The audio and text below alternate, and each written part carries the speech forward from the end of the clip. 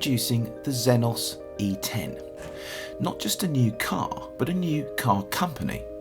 And a thoroughly exciting prospect it is too. Created by the ex-boss of Caterham and built in Norfolk by a combination of ex-Caterham and ex-Lotus engineers, the Zenos E10 uses a hybrid chassis that's made from aluminium and carbon fibre reinforced plastic, much like the BMW i8.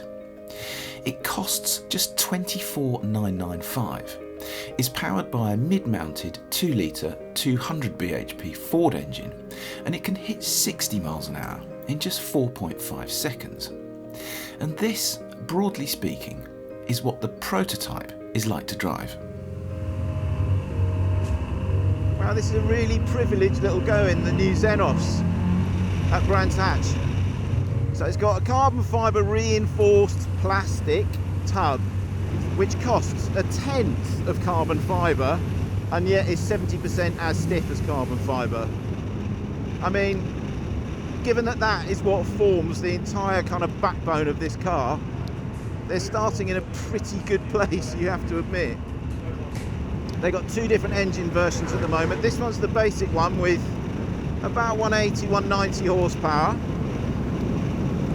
And it's the 2 litre basically, 2 litre 16 valve. They also do the turbocharged version of that engine, Ford, what Ford calls their EcoBoost engine.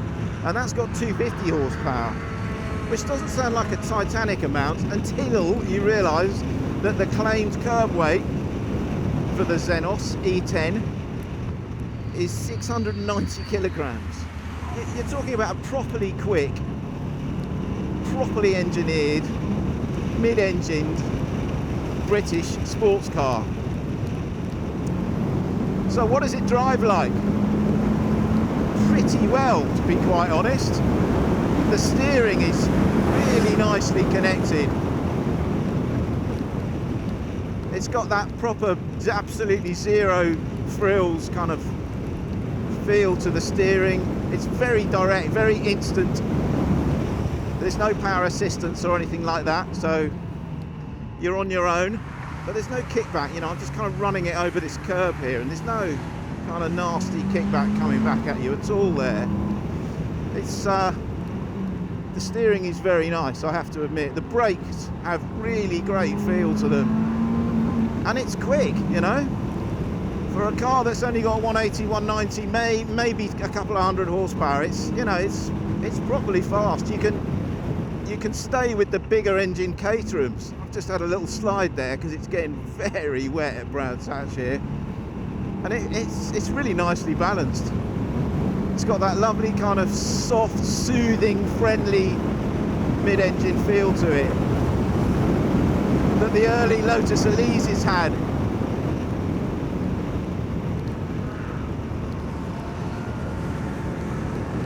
Yeah, it's good, it's great. I'm liking it a lot. Let's just lean on it a bit harder here. Just a little bit of understeer maybe, but then it is so slippery. I'm really enjoying this. It's not quite like anything I've ever driven before, to be honest. It doesn't have the kind of rabid response that a Caterham does. It feels very fluid and comfortable and friendly. It feels quite space age actually. Okay, you know what the Zenos E10 feels like? It feels like the car that the Lotus Elise could and should have evolved into, but didn't quite, hasn't quite. And for 25 grand, all right, it's a little bit more than that if you have one or two extra toys on it, but for 25 grand by basic price, looks like this, performance like this, driving characteristics like this, wow, you just wish them absolutely the very best of luck with it, because this thing is really good, really good. Me like. So I've driven the Zenos E10 on the track and it feels great, it really does, but they've said to me that, you know, because it is fundamentally a road car that obviously you're going to take to the track a fair bit, but because it is fundamentally a road car, they've set it up to be nice and comfortable and relaxed and civilised on the road. And it is. Okay, I mean, it looks like a bit of a spaceship, and I'm wearing a crash helmet and the indicators don't work, etc. But I mean, this is just a working prototype. And it feels properly comfortable to be driving on the road, I have to admit.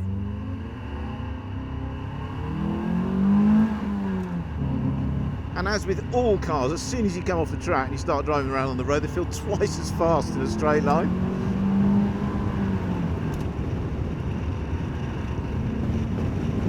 It's got this lovely, fluid calmness to the damping. It really is beautifully damped, this car on the road. It's just a lovely thing to drive. And I cannot believe how little it costs.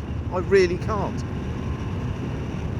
Gosh, they reckon they're going to get a production version up and running for about November, December, which is maybe not the best time of year to be unleashing a brand new open-top British sports car into the world, but it doesn't matter what time of year it is, what road you drive it on.